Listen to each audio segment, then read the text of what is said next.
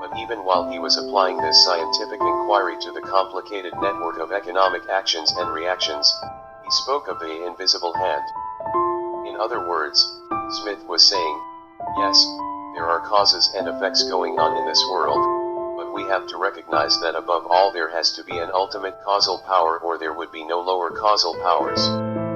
Thus, the whole universe is orchestrated by the invisible hand of God. In our day, however, we have focused so intently on the immediate activity of cause and effect that for the most part we have ignored or denied the overarching causal power behind all of life.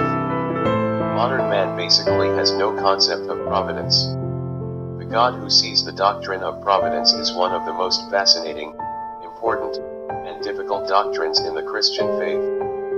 It deals with difficult questions, such as, how does God's causal power and authority interact with ours?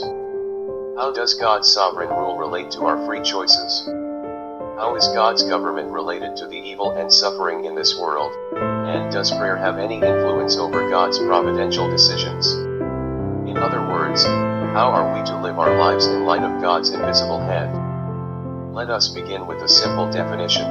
The word providence has a prefix, pro-, which means before or in front of. The root comes from the Latin verb videre, which means to see. It is from this word that we get our English word video. So, the word providence literally means to see beforehand. The providence of God refers to his seeing something beforehand with respect to time.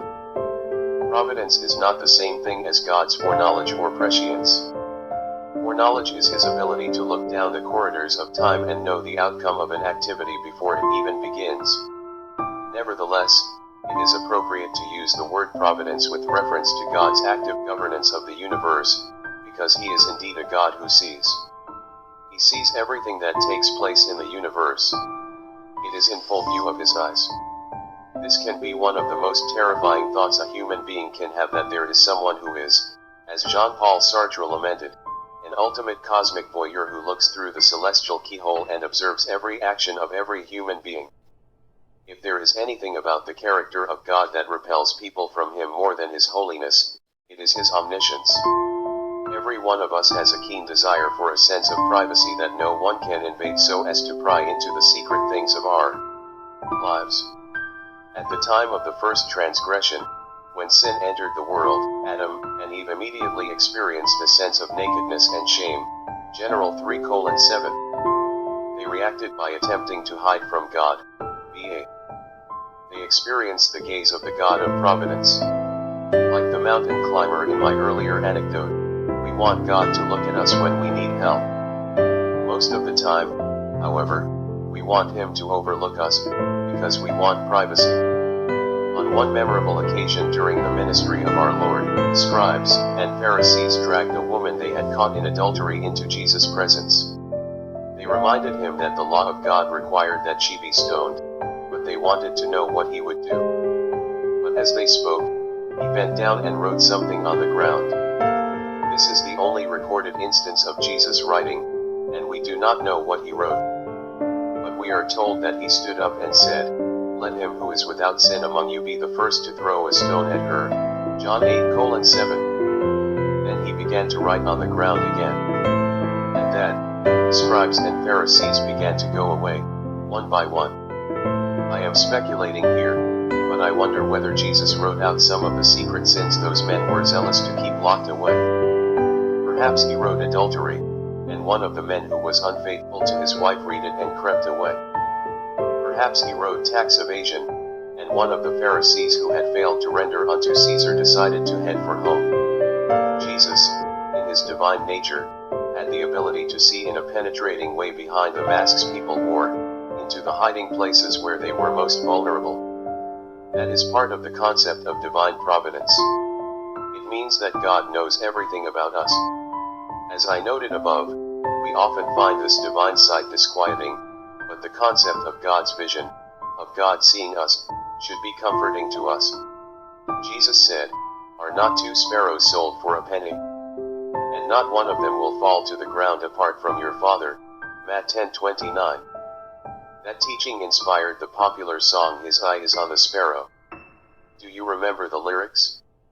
His eye is on the sparrow, and I know he watches me. I believe the writer of that song understood what Jesus was saying, that God knows every time any tiny bird falls to the ground. God does not overlook even the slightest detail in the universe. Rather, he governs the universe in total awareness of everything that is happening within it. Yes, this kind of intimate knowledge can be frightening. But because we know that God is benevolent and caring, his comprehensive knowledge is a comfort. He knows what we need before we ask him. And when our needs arise, he is both able and willing to help us. To me, there is nothing more comforting than knowing that there is a God of Providence who is aware not only of every one of my transgressions but of every one of my tears, every one of my aches, and every one of my fears. Classical Christian notion was that God is both the primary cause of the universe and also the primary cause of everything that takes place in the universe. One of the foundational principles of Christian theology is that nothing in this world has intrinsic causal power. Nothing has any power save the power that is vested in it, lent to it, if you will, or work through it, which ultimately is the power of God. That is why theologians and philosophers historically have made a crucial distinction between primary causality and secondary causality. God is the source of primary causality. In other words, he is the first cause. He is the author of all that is, and he continues to be the primary cause of human events and of natural occurrences. However, his primary causality does not exclude secondary causes. Yes, when the rain falls, the grass gets wet, not because God makes the grass wet directly and immediately, but because the rain applies moisture to the grass. But the rain could not fall apart from the causal power of God that stands over and above every secondary causal activity. Modern man, however, is quick to say, the grass is wet because the rain fell, and he looks no further for a higher, ultimate cause. 21st century people seem to think we can get along just fine with secondary causes and give no thought to the primary cause. The basic concept here is that what God creates, he sustains. So, one of the important subdivisions in the doctrine of providence is the concept of divine sustenance.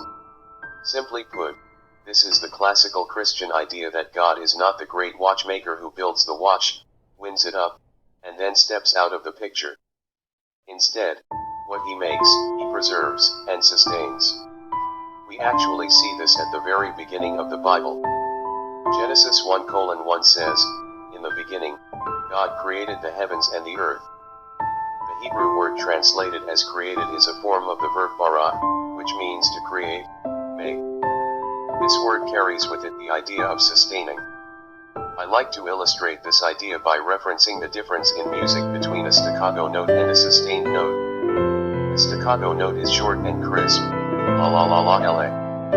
A sustained note is held, la a. Likewise, the word bara tells us that God did not simply bring the world into existence in a moment. It indicates that he is continuing to make it, as it were. He is holding it, keeping it, and sustaining it. The author of being, one of the most profoundly important theological concepts, is that God is the author of being.